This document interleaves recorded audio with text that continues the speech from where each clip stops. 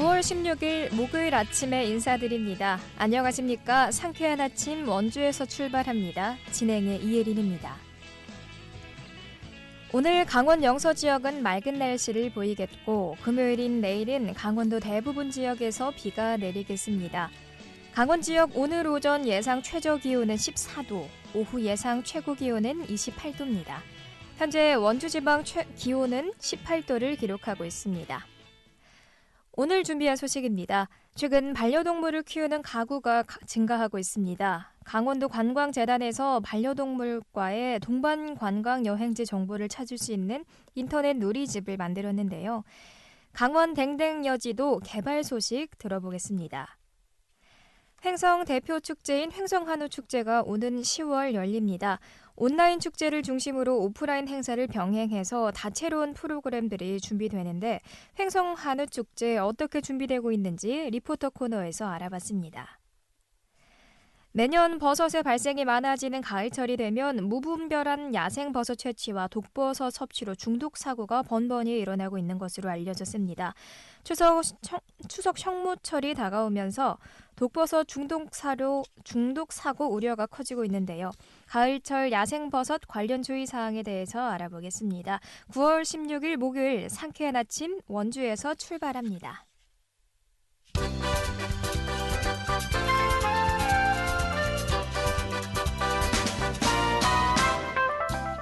헤드라인 뉴스입니다. 원주시 역사박물관이 문화재청 국립무형유산원 주관 2022년 지역 무형유산 보호지원 공모사업에 선정돼 1억 원의 국비를 지원받게 됩니다.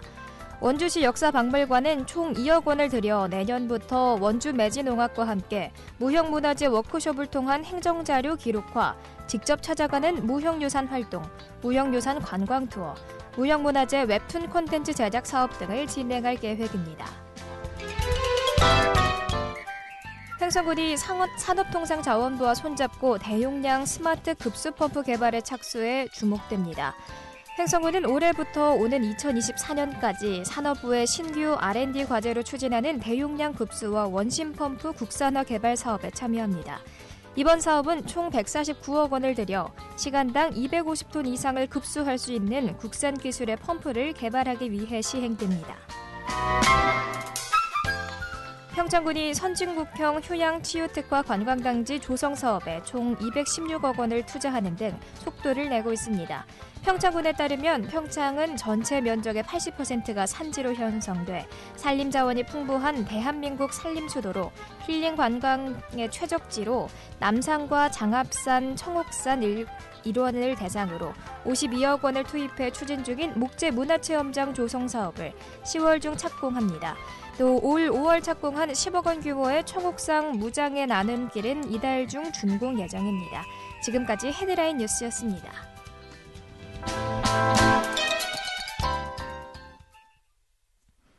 반려동물을 키우는 가구가 증가하면서 반려동물과의 동반 여행을 계획하는 분들 많으실 텐데요. 강원도 관광재단에서 반려동물과의 동반 관광 여행지 정보를 찾을 수 있는 인터넷 누리집을 만들었습니다. 강원 댕댕여지도 개발 소식 들어보겠습니다. 강원도 관광재단 국내 마케팅팀 이창희 대리 연결합니다. 안녕하세요. 네, 안녕하세요. 네, 최근 반려동물도 가족이라는 인식이 확산되면서 반려동물과의 동반 여행도 증가하고 있는 추세인데요. 이번에 강원도 관광재단에서 반려동물과의 동반 관광 여행지 정보를 찾을 수 있는 누리집을 만들었죠. 이 누리집 이름도 참 귀엽습니다. 강원 댕댕여지도인데요. 어떻게 개발하게 된 걸까요? 네, 우선 이름이 다들 귀엽다고 말씀을 해주셔가지고 네. 좀 설명을 드리자면 강원 댕댕여지도는 이제 멍멍이를 요즘은 이제 신조어로 댕댕이라고 부르더라고요. 네, 그렇죠. 그래서 그 댕댕이와 대동여지도를 합쳐서 좀 반려견과 함께 갈 수 있는 여행지도를 만들어 보자라는 뜻에서 댕댕여지도로 이름을 짓게 되었습니다. 네, 어떻게 개발을 하게 된 이유가 또 있을까요? 사실 이거는 이제 업무가 아닌 제 개인적인 경험을 통해서 좀 기획을 하게 된 케이스인데요. 네. 저는 이제 4살짜리 좀 비숑 동글이를 키우고 있어요. 네. 그래서 동글이와 함께 여행을 다닐 때 이제 당일 여행조차도 뭐 이것저것 찾아보고 또 전화하고 또 확인해야 하는 번거로움이 있었는데 네, 그렇죠. 아마 반려견을 키우시는 분들도 정말 많은 공감을 하실 거예요. 그래서 이런 좀 어려운 분들, 이제 반려견 동반 가능 여행지 정보를 한눈에 좀 볼 수 있는 정보 사이트가 있었으면 좋겠다 생각을 했었고, 또 이런 불편한 점을 해소하게 된다면 이제 반려동물 동반 관광객을 강원도로 좀 끌어들일 수 있다 판단되어서 댕댕여지도를 구축하게 되었습니다. 이창희 대리님께서도 이 동글이라는 직접 반려견을 키우고 있는 견주 입장이고요. 그래서 불편한 경험들 해왔기 때문에 이 사업에 많이 녹아있을 것 같습니다. 이 개발 과정에서도 강원관광재단과 함께 해주신 각 분야의 전문가들이 계셨다 들었는데요. 또 지금까지 개발이 얼마나 진행됐을까요? 네, 지난 9월 1일에 제가 공식으로 오픈한 댕댕여지도는 현재 그 도내 반려견 동반 여행 콘텐츠로 251곳이 좀 등록이 되어 있어요. 네. 이거는 현재 등록되어 있는 콘텐츠 수고, 아마 도내에는 더욱 많은 반려견 동반 관광지들이 좀 나오고 있고, 연내에는 저희가 목표로 한 400곳 정도를 좀 소개를 할 계획을 가지고 있습니다. 네. 그래서 또 이제 저희 이 댕댕여지도 구축 과정에서 강원도 수의사회, 그리고 또 반려동물 행동 교정가 하신 분들도 많이 만나 뵙고, 또 관광학 쪽에 있는 교수님들과 또 실질적으로 산업에 계신 소노 펫클럽 앤 리조트의 그 담당 팀이 있습니다. 그 팀들과 좀 미팅을 통해서 이런 반려산업 분야별 전문가로 구성된 자문위원회를 좀 만들었는데요. 그 자문위원회 구성회를 통해서 저희 도내 반려동물 동반 관광지 데이터베이스 수집에 대한 기준도 정하고, 또 도내 동물병원 정보도 얻었고, 또 동반 여행 시 유의할 점과 또 준비물, 또 확인사항, 여행 전 체크리스트 등의 제작에 좀 도움을 많이 받았습니다. 그럼 어플을 통해서 확인하면 되는 거죠? 지금 그 댕댕여지도 웹페이지를 통해서 확인을 하시면 됩니다. 네, 이 많은 도움을 받아서 이 웹페이지에 만들어진 것 같은데요. 이 방송을 통해서 미리 한 번 더 알아보면 참 좋을 것 같아서요. 그 반려동물과 함께하기에 좋은 강원도 추천 여행지 어떤 곳이 있을지 소개해 주시죠. 네, 저는 어쨌든 강원도 관광재단에 근무를 하면서 네. 저는 국내 관광 1번지 강원도는 정말 모든 곳이 저는 정말 추천 여행지라고 생각을 하는데요. 네. 네, 그 중에서도 이제 좀 추천을 하자면 다양한 컨셉에 맞춰서 춘천 닭갈비의 맛집 투어를 해보신다든지, 만약에 산책을 좋아하신다면 양구의 꽃섬이라든지 횡성 호수길 5구간도 반려동물과 같이 산책을 할 수 있습니다. 또 호캉스를 좀 즐기고 싶다 하시면 네. 홍천의 소노페 클럽 리조트나 평창의 라마다 호텔, 강릉 세인트존스 호텔도 소개드리고 싶고, 개인적으로 요즘 날씨에 딱인 원주 지정면에 위치한 유알 컬처파크라는 복합 문화 공간이 있는데요. 여기 꼭 한번 가보시기를 추천드립니다. 그럼 모두 반려동물과 함께 동행할 수 있는 곳인가요? 네, 맞습니다. 반려견과 같이 갈 수 있는 곳들을 제가 추천을 드린 겁니다. 네, 또 웹페이지를 통해서 여러 가지 정보 얻을 수 있겠는데요. 어떻게 이용할 수 있는지 이용 방법과 팁이 있다면 알려주세요. 우선 저희 댕댕여지도 홈페이지에서 가장 좀 유용한 기능인 나만의 여행지를 짜는 그 서비스를 제공하고 있거든요. 네. 이거는 나만의 여행지를 짜는 기능이라 좀 간단한 회원 가입이 필요합니다. 그래서 소셜 네트워크 계정으로 클릭 한 번에 가입은 하실 수 있고, 회원 가입 후에 나만의 여행 코스라는 상단의 메뉴에 들어가셔서 방문하시는 지역 내 댕댕여지도에 등록되어 있는 관광지 중에서 가고 싶은 곳들을 이렇게 저장을 하게 되면 코스가 이렇게 자동적으로 이렇게 만들어지게 되는데요. 최대 3일차까지 만들 수 있고, 또 지도를 보면서 여행 동선을 확인하고, 또 이를 통해서 쉽고 빠르게 그 반려견 동반 여행 코스를 만들 수 있는 장점이 있습니다. 네. 또 사전에 반려가구를 대상으로 설문조사를 진행했다고 들었어요. 이 반려동물을 키우는 입장에서 여행을 할 때 어떠한 불편사항이 있었는지 궁금합니다. 댕댕여지도 제작에 앞서서 또 제가 아까 말씀드렸던 이제 동그리와 좀 출장을 같이 다녔거든요. 네. 그래서 이제 반려견과 출장을 다니면서 불편한 점들, 그리고 댕댕여지도 서비스에 바라는 점들을 제가 좀 적기도 했는데, 추가로 도내 반려동물 동반 관광지에서 만난 반려가구 대상으로 설문조사를 또 진행을 하게 됐었습니다. 네. 그 중에서 인상 깊었던 조사 내용은 이제 반려동물 동반 여행에 있어서 사실 가장 불편했던 점이 업체 정보가 좀 자주 변경된다는 점들이 있었는데요. 네. 이게 반려동물이 가능한 시설이었다가 또 갑자기 변경되고, 또 안 됐다가 이제 강아지를 안 데리고 왔는데 또 데리고, 또 이런 부분들이 있어서 네.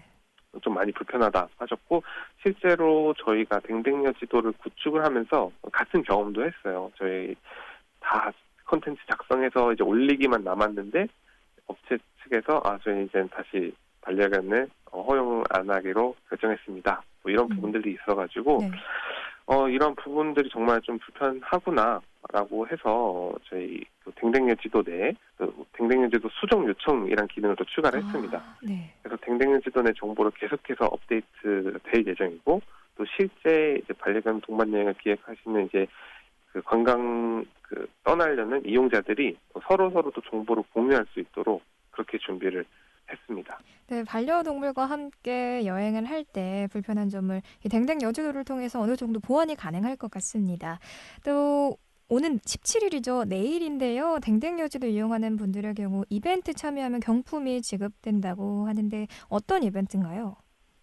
네, 우선 저희가 앞서 말씀드렸다시피 9월 1일에 홈페이지를 공식 오픈을 했는데, 네. 이번 이벤트는 홈페이지 오픈 이벤트로 강원 댕댕여지도 홈페이지를 방문을 하시고, 그 방문한 핸드폰 촬영이나 아니면 스크린 캡처를 통해서 인증샷을 개인 인스타그램에 해시태그 함께 업로드를 해주시면은 추첨을 통해서 치킨이나 쿠폰 등을 좀 지급하는 이벤트를 진행을 하고 있습니다. 말씀 주셨다시피 참여 기간이 내일까지니까요. 혹시라도 참여를 안 하셨던 분들은 이번 기회에 좀 참여를 많이 부탁드립니다. 네, 또 요즘 반려동물을 가족이라고 여기잖아요. 지금 이 시간에도 반려동물을 입양할지 고민하시는 분들이 많은 것 같은데요. 입양 전에 어떤 부분을 주의하고 준비해야 할까요? 앞서 말씀 주셨다시피 반려동물이 이제는 가족이라는 인식이 확산되고 있습니다. 네. 반려견을 가족으로 맞이하기 전 강아지를 매일 돌볼 수 있는 시간이 있는지, 아니면 같이 거주하고 있는 가족들의 동의를 받은 건지, 또 양육에 대한 비용도 고려를 하였는지, 또 출장이나 장기간 외출 시에 나를 대신해서 돌봐줄 사람이 있는지 등 반려동물을 가족으로 맞이하기 준비가 되어 있는지를 먼저 생각해 본 후에 가족으로 좀 맞이하시기를 좀 추천을 드리고 있고요. 네. 또 저희 댕댕여 지도는 또 이런 단순 여행 정보뿐만 아니라 이런 반려견과 교감하는 법, 반려 가족이 되는 법, 이런 내용들도 또 소개를 하는 댕댕이 사전이라는 메뉴도 있으니까요. 네.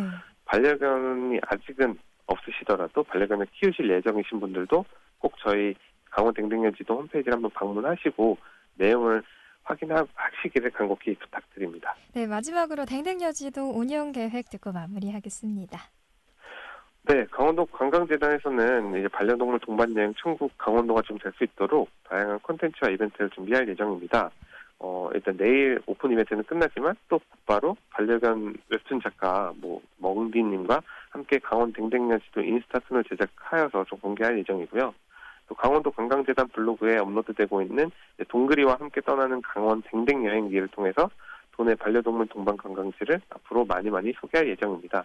그래서 강원 댕댕여 지도에 많은 관심과 사랑 부탁드립니다. 네, 반려인구 천만시대라는 말이 있듯이 반려가구가 점차 늘어나고 있습니다. 반려인을 위한 정보망이나 시스템이 적절히 생겨나서 불편사항 덜 수 있기를 기대해보겠습니다. 지금까지 강원도 관광재단 국내 마케팅팀 이창희 대리였습니다. 고맙습니다.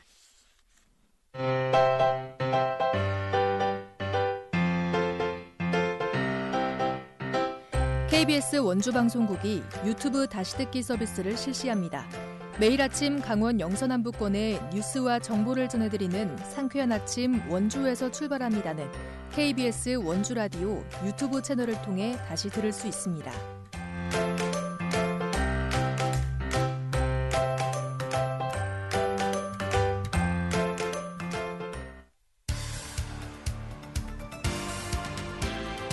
알찬 정보, 생생한 현장의 소식을 전해드립니다. 리포터 현장. 네, 강원도의 대표 축제인 횡성한우축제가 곧 열립니다. 색다른 방식으로 진행된다고 하는데요. 자세한 내용 리포터 현장에서 알아봤습니다. 추인의 리포터와 함께하겠습니다. 안녕하세요. 네, 안녕하세요. 네, 횡성한우축제가 곧 열리죠. 네, 횡성한우축제가 10월 1일부터 15일까지 열릴 예정인데요. 올해로 17회를 맞습니다. 이번 축제는 코로나 상황을 고려해서 온라인 행사를 중심으로 진행되는데요. 오프라인 행사도 병행해서 운영됩니다. 우라차차 횡성한우, 으라차차 대한민국이라는 슬로건으로 축제가 운영되는데요. 코로나를 함께 극복하고 활기를 불어넣는 행사가 되고 싶다는 의미가 담겨 있습니다. 네. 횡성 출신 테니스 스타인 이형택 선수와 방송인 김희철을 축제 홍보대사로 위촉해 다양한 홍보 활동을 펼칠 예정인데요. 지역별로 다른 200여 개의 한우 브랜드가 경쟁 중인 시장에서도 오랜 시간 그 중심을 지키고 있는 횡성 한우의 매력을 알 수 있는 축제가 될 것 같습니다. 축제 홍보를 위해 횡성 한우축제 홈페이지와 유튜브 공식 채널이 게시됐는데요. 풍성한 이벤트와 사은품 행사에 대한 정보를 받아볼 수 있습니다. 그럼 축제에 관한 자세한 이야기 횡성문화재단 정구용 이사장에게 들어보겠습니다. 코로나19로 얼마나 힘들어하고 계십니까? 그래서 횡성 한우 슬로건은 그 소우자를 써서 우라차차 횡성 한우, 으라차차 대한민국이라는 슬로건을 걸어서 모두가 힘내시라는 얘기를 드리고, 우리 이 축제의 가장 중요한 거는 안전한 축제입니다. 그래서 이게 그 지침 준수는 물론이거니와 사회적 거리두기 철두철미하게 그걸 지킬 거고, 두 번째로는 횡성 한우만 보시지 말고 관광지와 문화를 보고, 그 다음에 음식을 체험하시고, 그래서 힐링을 받으시고, 평소보다도 횡성 한우를 좋은 가격으로 판매를 할 예정입니다. 우리 횡성 한우가 단순히 지역 문화로 남는 게 아니고 생활 문화 축제로 자리매김하는 부분을 갖고 있으리라 생각을 하고요. 네, 횡성 한우 축제에는 또 어떤 프로그램들이 있나요? 네, 5개의 테마로 나눠서 대략 14개의 프로그램들이 운영될 예정인데요. 온라인 행사로는요, 횡성 문화체육공원 일대에 스튜디오를 만들어서 온라인 행사를 촬영합니다. 개막 첫날에는 전문 유명 셰프들을 초청해서 한우 요리를 소개하고 토크쇼를 진행하고요. 또 횡성 한우와 지역 농특산물을 저렴한 가격으로 판매하는 온라인 마켓과 라이브 커머스가 운영됩니다. 지역 관광 명소와 지역 주민들을 영상으로 담아낸 파노라마 뮤직비디오, 또 유튜버와 횡성군 볼링팀이 출연하는 횡성여행 딜리버리 영상 콘텐츠가 공개되고요. 특이하고 유쾌한 이벤트로요. 횡성 한우 발골 퍼포먼스인 쇼앤쿡 온라인 쇼도 진행됩니다. 횡성 한우 축제에서만 즐길 수 있는 프로그램인 것 같은데요. 이외에도 보이는 라디오, 유튜브 버스킹을 통해서 대중 가수와 지역 예술단체가 참여하는 예술 공연을 실시간 중계합니다. 정말 다채로운 프로그램들이 준비되는데요. 자세한 이야기 횡성문화재단 정구용 이사장에게 이어 듣겠습니다. 네, 저희들 라이브 커머스가 작년하고 틀립니다. 작년에는 단순히 한우만을 판매하고 선물을 판매를 했는데, 요즘 그 코로나19로 굉장히 많이 힘드시잖아요. 그래서 저희들이 한우와 지역 대표 농산물을 같이, 한우를 사시는 분들한테 지역 대표 농산물인 더덕이라든지 찐빵이라든지 지역 대표 농산물들을 같이 선물로 드리는 기획전을 가졌습니다. 또 아주 중요한 부분은 우리가 다문화 음식 경연대회를 갔습니다. 횡성 한우를 이용을 해서 결혼으로 이민 오신 분들이 횡성 한우를 이용해서 음식을 만들어서 거기에서 우수한 분들을 뽑는, 횡성 군민만을 위한 다문화 음식을 처음으로 경연대회에 놓았다라는 말씀을 드립니다. 이 대회 준비 많이 하고 있는 것 같은데요. 오프라인 행사랑 또 축제 효과가 있을까요? 네, 오프라인 행사로는요. 지역 문화예술단체 11개 팀이 참여하는 전시 공연과 횡성군민 요리 경연대회가 있고요. 막걸리 빚기와 요리체험 행사도 준비됩니다. UCC 공모전도 진행되는데요. 횡성의 먹거리와 자연의 개성을 담아서 횡성 한우축제를 홍보하는 영상을 만들어서 제출하면 됩니다. 대상은 100만 원의 상금을 받게 되는데요. 네, 앞으로 이번 축제로 주민들의 문화생활이 활기를 띠고 횡성 지역의 경기 활성화가 기대됩니다. 횡성 한우와 지역 특산물을 좋은 가격에 즐길 수 있는 이번 횡성 한우축제 다녀오시면 좋을 것 같습니다. 네, 신선하고 다채로운 프로그램들이 준비되어 있어서 특히 이번 축제 기대가 더 되는 것 같습니다. 오늘 소식 고맙습니다. 추인의 리포터였습니다.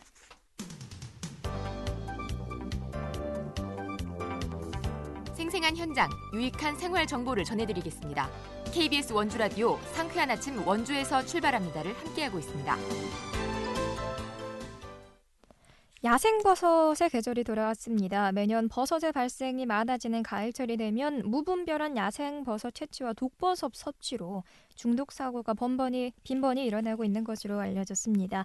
특히 추석 성묘철이 다가오면서 독버섯 중독 사고 우려가 커지고 있는데요. 가을철 야생버섯 관련 주의사항에 대해 알아보겠습니다. 국립수목원 산림생물다양성연구과 김창선 연구사 연결합니다. 안녕하세요.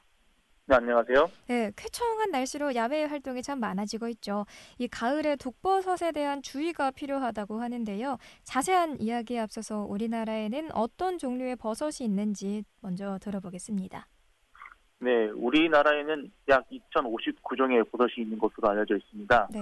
이 중에서 식용버섯은 약 400종, 약용버섯은 75종, 독버섯은 234종, 나머지 1,300여 종은 식독 불명으로 아직 식독 여부가 알려져 있지 않습니다.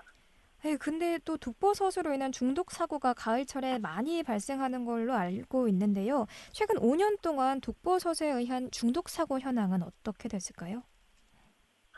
예, 독버섯 사고는 많지는 않지만 매년 약 10여 건 정도가 발생하는 것으로 알려져 있습니다. 대부분 약한 설사나 구토, 어지러움 등의 가벼운 증상이 나타나는데 하지만 드물게 장기 부전이라든지 홍수 상태, 뇌장애 등의 중증의 중독 환자가 나오고 있어 주의가 필요합니다. 특히 가을철은 버섯이 발생하기 좋은 환경이기에 중독 사고가 많이 발생하고 있습니다. 이 독버섯의 위험성은 누구나 알고는 있을 텐데요. 그럼에도 독버섯 중독 사고가 자주 발생하는 이유가 뭘까요? 일반인 분들이 건강에 대한 관심이 높아지고 있습니다. 네. 그렇다 보니까 야생에 발생하는 버섯이 재배하는 버섯보다 좀 더 좋은 성분이 포함되어 있을 것이라는 기대감과 호기심으로 먹는 경우가 많이 있는 것으로 생각됩니다.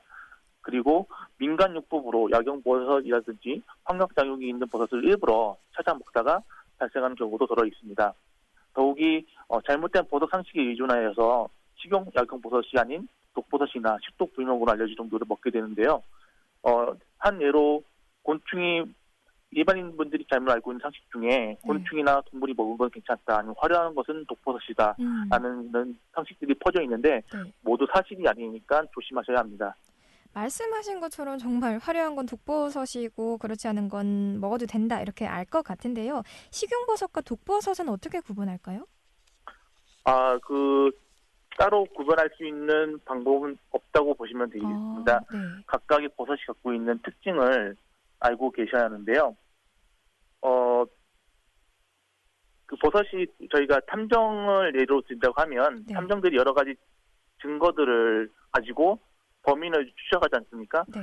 그와 비슷한 방법으로 버섯들이 갖고 있는 여러 가지 특징들이 여러 개가 있는데 그걸 종합적으로 판단을 해서 동정을 하게 됩니다. 근데 일반인 분들은 특징들을 한두 가지만 알고 있는 상태에서 판정을 짓기 때문에 이런 사고가 발생하는 것 같습니다. 일반인은 구분이 어렵다는 말씀이시군요. 네, 맞습니다. 혹시라도 그래도 독버섯을 먹게 되면 어떤 증상이 나타나고요? 대처 방법은 어떻게 해야 될까요? 독버섯을 먹게 되면 가장 가벼운 중독 증상으로는 구토, 설사, 어지러움 등의 그런 약한 증상이 나타나는데 심한 경우에는 간부전, 심장 이상 등이 있을 수 있습니다. 네. 따라서 이런 증상이 나타나게 되면 즉시 가까운 병원에 내원하셔서 치료를 받으셔야 하고 내원하셔서 바로 퇴원하시는 게 아니라 입원을 하셔서 약 3, 4일간 정도로 상태를 지켜보셔야 합니다. 네. 왜냐하면 버섯독 중에는 아마톡신이라는 경우에는 장복기가 있어서 이게 증상이 늦게 나타나는 경우가 있기 때문에 발현이 증상이 나타나게 되면 치료가 늦어질 가능성이 높습니다. 따라서 입원을 하신 상태에서 상태를 주시하셔야 합니다. 그리고 만약에 야생버섯을 드신다고 하신다고 하면 우선 전문가분들한테 조언을 구하신 다음에 드시는 것이 가장 좋고 가장 좋은 방법은 안전한 마트에서 구매를 하셔서 드시는 것이 가장 좋은 방법이라고 할 수 있겠습니다. 네, 국립수목원에서 이것들을 예방하기 위해서 혼동하기 쉬운 식용버섯과 독버섯의 구분 방법 등을 수록한 모바일 앱을 운영하고 있다고 들었는데요. 어떻게 이용하면 될까요? 안드로이드 폰 같은 경우에는 구글 스토어, 아이폰 같은 경우에는 앱스토어에서 독버섯 바로 알기라는 것을 검색하시면 누구나 쉽게 다운로드 받으실 수 있습니다. 국내에 보고되어 있는 약 194종의 독버섯과 이와 관련된 식용버섯 72종에 대한 생태 사진과 주요 특징들을 정리해 놓았습니다. 하지만 그 자연 상태에서 버섯이 성숙도나 아니면 날씨 등에 의해서 색깔이 변한 경우가 많이 있기 때문에 그것 좀 맹신하지 마시고 참고사항으로만 아시면 좋겠습니다. 네, 끝으로 독버섯 예방을 위한 당부 말씀 듣고 마무리하겠습니다. 예. 식용버섯이라도 생으로 먹기보다는 살짝 데치시거나 조리해 드시는 것이 가장 안전합니다. 왜냐하면 버섯 안에 있는 눈에 잘 보이지 않는 여러 가지 벌레들이 있을 수 있고 약간의 그 미약한 독성분들 같은 경우에는 이런 조리를 통해서 제거될 수 있기 때문에 안전하게 드실 수 있는 방법을 할 수 있습니다. 그러나 가장 좋은 방법은 야생에서는 될 수 있으면 쉽게 드시지 않는 것이 가장 좋다고 보실 수 있습니다. 네, 고맙습니다. 지금까지 국립수목원 산림생물다양성연구과 김창선 연구사였습니다. 9월 16일 목요일에 전해드린 KBS 원주방송국 상쾌한 아침 원주에서 출발합니다. 오늘 순서는 여기까지입니다. 진행의 이혜린이었습니다.